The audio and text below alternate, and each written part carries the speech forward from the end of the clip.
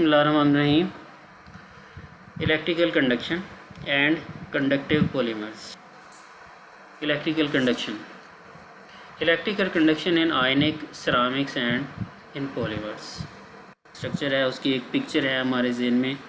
वो पिक्चर ये होती है कि पहला जो बैंड है वो फील्ड वैलेंस बैंड होगा, फिर एनर्जी बैंड गैप होगा और उसके बाद एम्प्टी कंडक्शन बैंड होगा।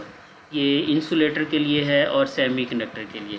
सेमीकंडक्टर के लिए जो बैंड गैप है वो नैरो होगा और इंसुलेटर के लिए बैंड गैप वाइड होगा। ये एक बेसिक सी पिक्चर है जो यहाँ पे दिखाई गई है। Most polymers and ionic ceramics are insulating materials at room temperature, therefore have electron energies band structure similar to that presented in the figure.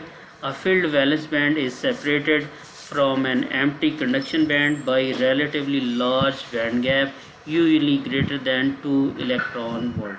कहता आम तौर पर जो पॉलीमर्स हैं और सिरामिक्स हैं ये इंसुलेटिंग है और रूम टेम्परेचर के ऊपर इंसुलेटिंग हैं, तो उनका जो बैंड स्ट्रक्चर है वो बिल्कुल इस तरह जैसे फिगर में दिखाया गया है इसी तरह होता है। और यही पिक्चर है जो हमारे माइंड में होती है बैंड स्ट्रक्चर की। और इसमें जो एनर्जी बैंड गैप है वो 2 इलेक्ट्रॉन वोल्ट से ज़्यादा ही होता है for polymers and ceramic materials. Thus at normal temperature only very few electrons may be excited. Normal temperature के ऊपर few electrons excite होंगे across the band gap of the available thermal energy, which account for the very small value of conductivity. तो normal temperature के ऊपर ज़ाहिर है definitely आपको ज़्यादा एनर्जी देनी पड़ेगी इलेक्ट्रॉन को एक्साइट करने के लिए from valence band to conduction band. तो लिहाजा कंडक्शन बैंड के अंदर भी बहुत कम चार्ज कैरियर होंगे, फ्री इलेक्ट्रॉन्स होंगे और उसकी जो उसकी इलेक्ट्रिकल कंडक्टिविटी है उसकी वैल्यू भी कम ही होगी। Many materials are used on the basis of their ability to insulate. बहुत सारे मटीरियल्स को इसीलिए इस्तेमाल करते हैं कि वो इंसुलेटर बिहेवियर है उसका। एंड दस high electrical resistivity is desirable, और उनकी इलेक्ट्रिकल रेजिस्टिविटी जो है वो हाई होती है। बहुत सारे मटीरियल्स को हम इसलिए यूज़ करते हैं कि वो इंसुलेटर बिहेवियर वाले होते हैं। With rising temperature insulating material experience and increase in electrical conductivity. और अगर टेम्परेचर राइज कर दिया जाए तो उसकी इलेक्ट्रिकल कंडक्टिविटीज़ भी बढ़ जाती हैं, विच में ultimately be greater than that for the semiconductor, और उस सेमीकंडक्टर से उसकी वैल्यू जो है वो बढ़ सकती है। यहाँ टेबल दिया हुआ है, इस टेबल के अंदर ये रूम टेम्परेचर का टेबल है और इलेक्ट्रिकल कंडक्टिविटीज़ हैं फॉर सेवरल मटीरियल। ग्रेफाइट की इलेक्ट्रिकल कंडक्टिविटी देख लें, कंक्रीट की देख लें, सिरामिक्स हैं और फिर पॉलीमर्स हैं। तो इसमें इलेक्ट्रिकल कंडक्टिविटीज़ की जो रेंज है वो यहाँ पर दी हुई है। ग्रेफाइट जो है वो 10⁵ तक जाएगा, 2 × 10⁵ तक जाएगा। सिरामिक जो हैं ये सारे माइनस में वैल्यूज़ हैं और माइनस में कंडक्टिविटी ये 10⁻, ये फ्यूज़ सिलिका है और ये बहुत ही गुड इंसुलेटर है और इसमें इलेक्ट्रिकल कंडक्टिविटी बहुत कम है। और फिर पॉलीमर्स के अंदर आ जाएं तो पॉलीमर्स के अंदर भी जाके इसकी जो वैल्यू है -17 तक पॉलीएथिलीन वगैरह की वैल्यू जो है वो जाती है। कंडक्शन इन आयनिक मटीरियल्स। आयनिक मटीरियल में कंडक्शन कैसे होती है? बोथ कैटाइंस यानी positive charge ions and anions in ionic material possesses an electric charge and are capable of migration and diffusion when the electric field is present. तो ऐसा material जो आयनिक material हो, जब उसके ऊपर इलेक्ट्रिक फील्ड को हम अप्लाई करते हैं तो उसमें कैटाइंस और जो एनाइंस होते हैं, जो पॉजिटिव और नेगेटिवली चार्ज पार्टिकल्स हैं, वो उनके अंदर माइग्रेशन होती है या फिर वो डिफ्यूजन होती हैं, एक रीजन से दूसरे रीजन के अंदर डिफ्यूज़ हो जाते हैं या वो मूव कर जाते हैं, माइग्रेट कर जाते हैं। दस electric current result from the net movement of the charge ions which are present in addition to the current due to many electron motion. Anions and cation migrations are in opposite direction. The total conductivity of the ionic material is equal to the sum of the electronic and ionic contribution. तो जो total conductivity है, electrical conductivity है sigma total, this is equal to sigma electronic, जो free electrons की motion की वजह से उसकी कंडक्टिविटी होती है, प्लस जो उसके अंदर अगर आयनिक मटेरियल है तो उनके जो आयन्स हैं वो मूव करते हैं। तो एक ऐसा मटेरियल जो आयनिक मटेरियल है उसकी जो टोटल कंडक्टिविटी है उसके आयन्स की मोशन की वजह से जो कंडक्टिविटी आ रही है उसको ऐड कर लें उसके इलेक्ट्रॉनिक जो उसके फ्री चार्जेस या फ्री इलेक्ट्रॉन्स हैं या जो इलेक्ट्रॉनिक करंट हैं उसके अंदर आप उसको ऐड कर दें। तो इलेक्ट्रॉनिक कंडक्टिविटी को आयनिक कंडक्टिविटी में ऐड कर दें तो उस आयनिक मटेरियल की टोटल इलेक्ट्रिकल कंडक्टिविटी आ जाएगी। और इसमें जो मोबिलिटी है, द मोबिलिटी आयन की जो मोबिलिटी है म्यू आई में be associated with each of the ionic species as mu I is equal to N I E D I over K T. इसमें जो एन आई है और डी आई है ये कॉन्स्टेंट्स हैं, कोफिशेंट्स हैं। इसमें जो एन आई है ये है इसका वैलेंस कोफिशेंट है और जो डी आई है ये इसका डिफ्यूजन कोफिशेंट है। बाकी ई जो है इलेक्ट्रॉनिक चार्ज है, के इसके अंदर बोल्ट्जमैन कांस्टेंट है और टी इसके अंदर जो है वो टेम्परेचर है in kelvin. Thus the ionic contribution to the total conductivity increases with increasing the temperature. Temperature increase कर देंगे तो आयनिक कंट्रीब्यूशन बढ़ जाएगा। As does the electronic component, जिस तरह इलेक्ट्रॉनिक कंपोनेंट करते हैं, जैसे टेम्परेचर को बढ़ाया जाए तो इलेक्ट्रॉन्स हैं वो ज़्यादा जंप करके चले जाएंगे वैलेंस से कंडक्शन बैंड के अंदर, और इसी तरह उसके जो आयन्स हैं उनकी तादाद भी बढ़ जाएगी, कंडक्शन वो भी उसकी जो मोशन है मोबिलिटी है वो भी बढ़ जाएगी और उनका जो इलेक्ट्रिकल कंट्रीब्यूशन है वो भी बढ़ जाएगा। However in spite of the two conductivity contribution most ionic materials remain insulative even at elevated temperature. इस तरह ये भी हो सकता है जो इंसुलेटिव मटेरियल्स होते हैं, इंसुलेटर्स होते हैं, कहता है कि अगर आपका टेम्परेचर जो है इंक्रीज़ भी कर दिया जाए फिर भी उसकी जो कंडक्टिविटी है वो इंक्रीज़ नहीं होती। इस तरह भी होता है। Most polymer materials are poor conductors of electricity due to unavailability of large number of free electrons to participate in the conduction process. तो कहता है ज़्यादातर जो पॉलीमर्स हैं वो इंसुलेटर्स होते हैं क्योंकि उसमें चार्ज कैरियर ही नहीं होते जो कि कंडक्शन बैंड में हों जो इलेक्ट्रिकल कंडक्टिविटी को बनाएं। Electrons in polymer are tightly bond in covalent bonding. आपको पता है कि पॉलीमर्स के अंदर जो मटेरियल्स हैं जो वो कोवलेंटली कपल्ड हैं वो टाइटली बॉन्ड हैं, लिहाजा वो अपने चार्ज कैरियर को फ्री नहीं होने देते, लिहाजा वो जो पॉलीमर्स हैं वो इंसुलेटिव हैं या इंसुलेटर्स हैं। The mechanism of electrical conduction in these material is not well understood, but it is believed that conduction in polymer of high purity is electronic। ठीक है, ये बहुत मुश्किल है, कहता है कि बहुत कॉम्प्लेक्स है इसको अंडरस्टैंड करना पॉलीमर्स की कंडक्टिविटी को, लेकिन ये बिलीव किया जाता है कि पॉलीमर के अंदर जो कंडक्शन है वो भी इलेक्ट्रॉनिक ही होती है, यानी उसके जो इलेक्ट्रॉन्स की मोशन है, इलेक्ट्रॉन्स की मूवमेंट की वजह से ही पॉलीमर के अंदर करंट जो है वो बनता है और उसकी कंडक्टिविटी होती है।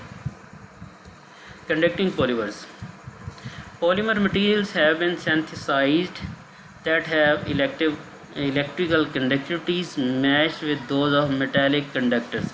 ऐसी पॉलीमर्स जिनकी इलेक्ट्रिकल कंडक्टिविटी मेटल कंडक्टर्स के साथ मैच होती है उन्हें हम कहते हैं conductive polymers.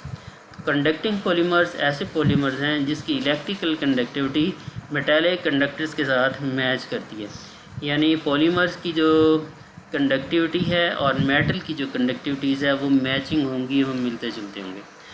Conductivities as high as 1.5 × 10⁻⁷ have been achieved in these material, यानी पॉलीमर्स के अंदर on a volume basis this value corresponds to 1/4 of the conductivity of the copper। Copper से ये 1/4 है और twice its conductivity on the basis of the weight। This phenomena is observed in a dozen or so polymers including polyacetylene, polypyrrole and polyaniline। ये तीन उसने polymers के नाम बताए हैं। तो ये जो कंडक्टिंग पॉलीमर्स हैं ये तीन कंडक्टिंग पॉलीमर्स हैं और उसमें इलेक्ट्रॉन कंडक्शन जो है वो देखी जा सकती है। Each of these polymers contain a system of alternating single and double bonds and और aromatic units in the polymer chains. कहता है कि ये जो पॉलीमर्स हैं इसमें अल्टरनेटिंग सिंगल और डबल बॉन्ड्स हैं। अगर आप देखें तो ये सिंगल बॉन्ड है, ये देखें ये सिंगल बॉन्ड है, फिर डबल बॉन्ड है। फिर ये देखें ये सिंगल बॉन्ड है, ये डबल बॉन्ड है। फिर ये देखें कार्बन रिंग में सिंगल बॉन्ड है और डबल बॉन्ड है, सिंगल और डबल बॉन्ड है, डबल बॉन्ड है, सिंगल बॉन्ड है, ये देखें डबल बॉन्ड है, फिर आगे सिंगल। तो कहता है कि इस तरह के जो कंडक्टिंग पॉलीमर्स हैं इसमें अल्टरनेटिंग सिंगल और डबल बॉन्ड होंगे कार्बन चेंज के अंदर, या फिर एरोमेटिक यूनिट्स होंगे। ये एरोमेटिक यूनिट्स भी होते हैं जो अल्टरनेटिंग सिंगल या डबल बॉन्ड आ रहा है, इसी को ही एरोमेटिक यूनिट्स इसी को ही कहते हैं। सिंगल बॉन्ड आए, फिर डबल आए, फिर सिंगल आए, फिर डबल आए। For example the chain structure of polyacetylene is as given in the figure के अंदर ये पॉलीएसिटिलीन ही दी गई है। The valence electron of alternating single and double chain bonds are localized। ये कह रहा है जो वैलेंस इलेक्ट्रॉन्स हैं, और वैलेंस इलेक्ट्रॉन्स कौन से होते हैं? फील्ड इलेक्ट्रॉन्स हैं। तो वैलेंस इलेक्ट्रॉन जो हैं सिंगल और डबल चेन बॉन्ड्स के, वो डी लोकलाइज हो जाते हैं। डी लोकलाइज होने का मतलब है वो फ्री हो जाते हैं। फ्री होने का मतलब है कि वो कंडक्शन बैंड में चले जाते हैं। The valence electrons of alternating single and double chain bonds R D localise. वही इलेक्ट्रॉन जो सिंगल और डबल बैंड में हैं वो डी लोकलाइज होते हैं, मींस वो फ्री इलेक्ट्रॉन्स में कन्वर्ट हो जाते हैं, which means they are shared among backbone atoms in the polymer chains. फिर वो जो है वो पॉलीमर चेन्स के साथ वो क्या हो जाते हैं, वो उनके साथ शेयरिंग कर लेते हैं। Similar to the electrons in partially filled band of a metal and shared by the ion cores. The band structure of the conductive polymer is similar to that of the electrical insulator। ये उसी तरह ही होगा। At 0 Kelvin, a filled valence band separated from the empty conduction band by a forbidden band gap।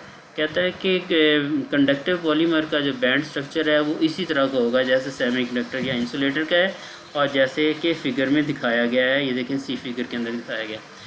In the pure form, these polymers have energy band gap of greater than 2 electron volt or semiconductor or insulator। तो इनका जो band gap है 2 electron volt से ज़्यादा होगा, और लिहाजा हम उनको सेमीकंडक्टर या इंसुलेटर ही कहेंगे। However, they become conductive when doped with appropriate impurities such as, उसमें impurity डाल दें, ये आयोडीन की एंटीमनी, ये फ्लोराइड है या आर्सेनिक फ्लोराइड है, ये डाल दें, या और चीज़ें इसके अंदर आप डाल सकते हैं।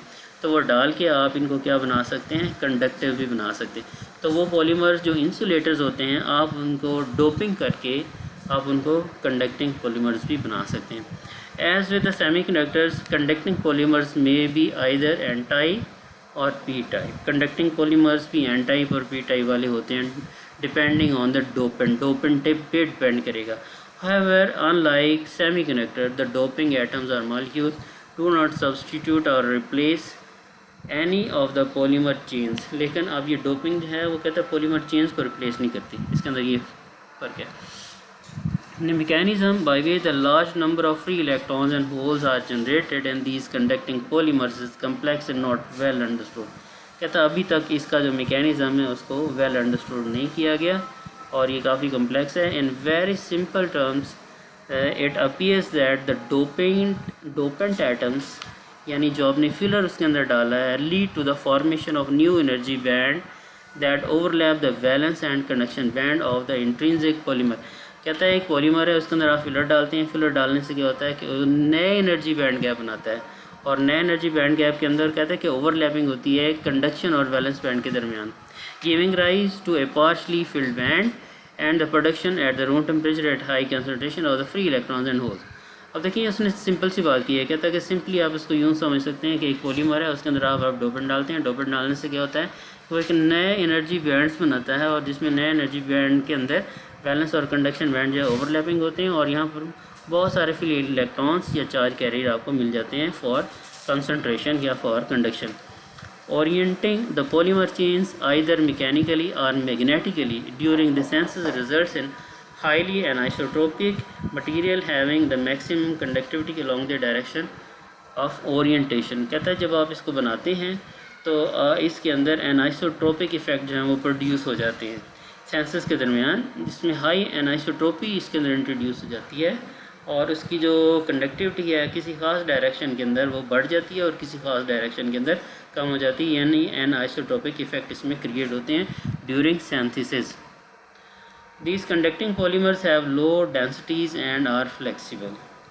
Rechargeable batteries and fuel cells are being manufactured that use polymer electrodes. In many respects, these batteries are superior to those metallic counterparts. ठीक है, रिचार्जेबल बैटरीज आजकल पॉलीमर बैटरीज आजकल यूज़ हो रही हैं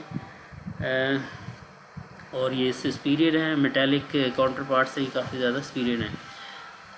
other possible applications include wiring in aircraft.